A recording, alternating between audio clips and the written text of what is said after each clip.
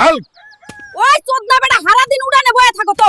এই থলেটা নিয়ে হাটে যা, গোল মাজায় তরকারি কিনা লই আয়। আচ্ছা দাদি, এখনই যাই। কিও মুরব্বি চাচা, বাইগুন কত কইরা?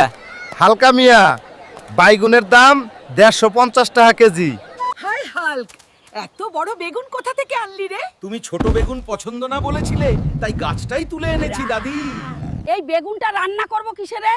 এত বড় ভেতরেই তো ঢুকবে না। তাহলে আমি হাঁড়িটাকেই বড় করে ফেলবো। দাদি, এইটুকু আলু খেয়ে আমি হালকা হব? এইটুকুই খা, হালকা না হোস গরু হবি। এই নে হাল্ক, আজ তোর জন্য 3টা আলু দিলাম। 3টা আলু? 3টা দিয়ে কি হবে? আমি হাল্ক। দাদি, বলো তো, গোলাপের পুষ্টি কোথা থেকে পায়? দুধ থেকে। না পানি থেকে। এই সহজ প্রশ্নটাই পারলে না? আমি কিভাবে জানবো? ডাটা তো আপনার বুকের ভিতরে।